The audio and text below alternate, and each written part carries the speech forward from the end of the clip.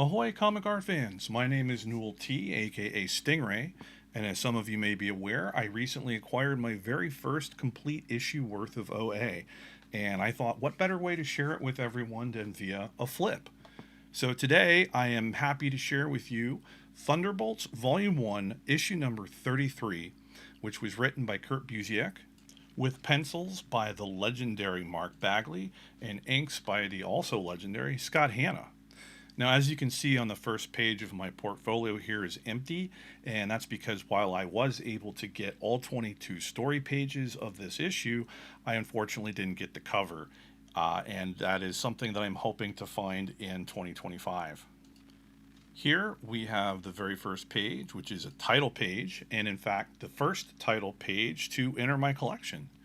Unfortunately, even though this book was done in 1999, they had already started doing digital lettering at that point, and so we don't actually get to see the title or the credits on the page.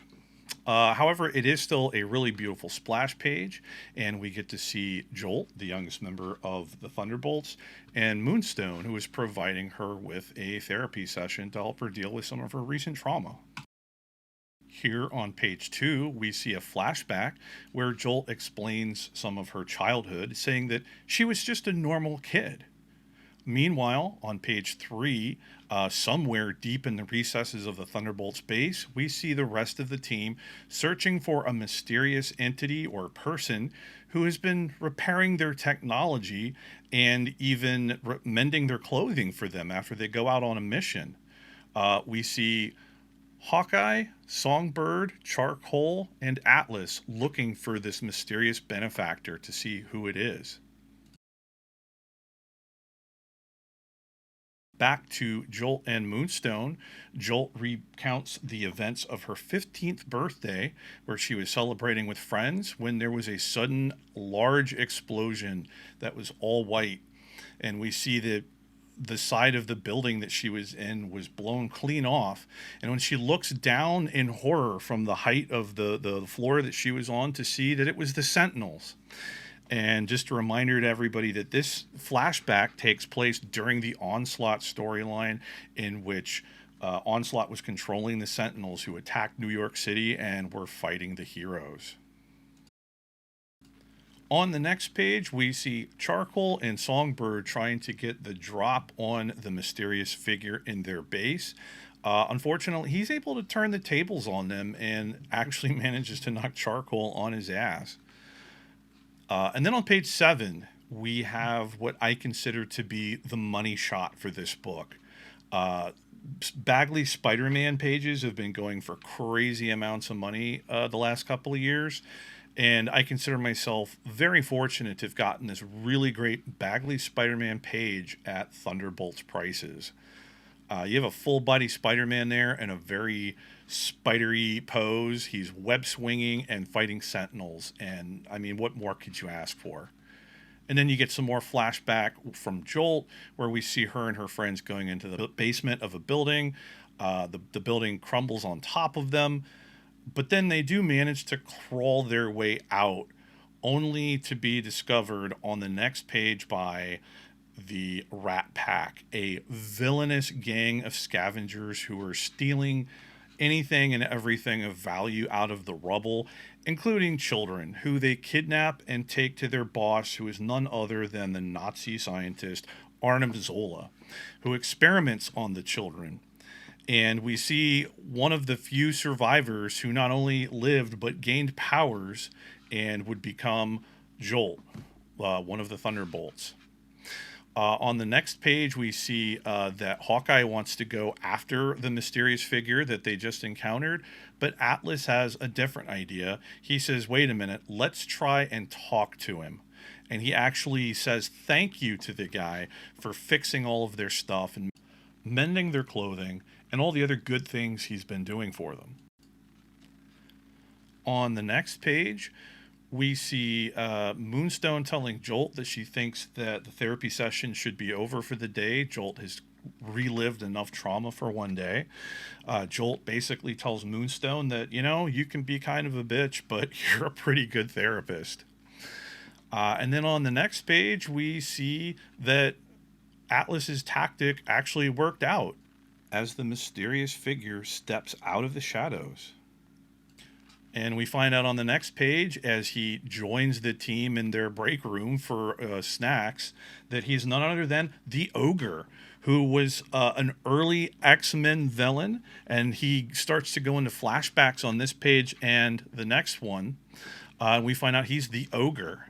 And on the next page here is a really great one. This is another one of the better pages in this book, because we get that top panel that has the original 5 X-Men, and it looks really fantastic. Like, I think this is peak Bagley here.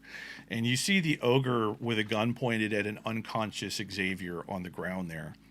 And in the middle panel, we see the Ogre talking with his teammates in the mostly forgotten villainous X-Men team of Factor 3, where we have the Vanisher, the Changeling, Unus the Untouchable, the Blob, and the Mastermind. That's right. And at the bottom, on that second to left-hand panel, we also get a brief little cameo of the Master of the World, another bizarre and long-forgotten ex-villain. On to the next page, we see more flashbacks. Basically, the Ogre is telling the story of how Factor 3 told him to wait at the base while they went off into the world to do bad things. He waited for a long, long time. Eventually, they came back. But then in the last panel, they left again and told him to stay home and mind the base. And then on the next page, he kind of recounts the numerous villainous groups who kind of moved into the base over the years. From there, we see him talking about how he tried to come out of the shadows and make friends with some of those folks, but then they just shot at him. And he kind of hid and stayed away from people. On the next page, we see him recounting a more recent event when the then current Masters of Evil took over the base. And they had even captured Moonstone at one point, who he sneakily slipped a key to, allowing her to escape. Now, I do want to point out that on the bottom left there in that Masters of Evil panel, you see Tiger Shark, which technically makes this page Stingray adjacent. And so I'm pretty excited about that. And on the next page, we see the Ogre sums up his flashbacks, and Hawkeye extends him a spot on the team, which the Ogre gladly accepts because it has been years since he had encountered a friendly face. But the joyous moment is interrupted by a news alert on the Thunderbolt's computer. Unbeknownst to the team, the Ogre had already set up keyword alerts, kind of like a CAF want list alert, but for bad stuff. And we see on the computer screen a massive figure breaking into a bank vault.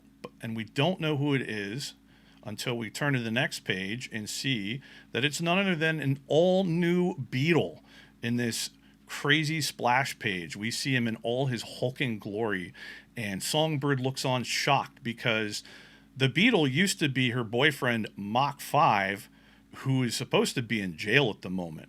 So is this Abe, or is this a new person taking over the identity of the Beetle? We don't know. And on page 21, we see the Ogre going back into the shadows, pondering on his possible new life with the Thunderbolts, when he gets zapped in the back by a mysterious robotic hand that turns out to belong to none other than Techno, the former Thunderbolt, who decided that the hero life was not for him and he wanted to remain a villain.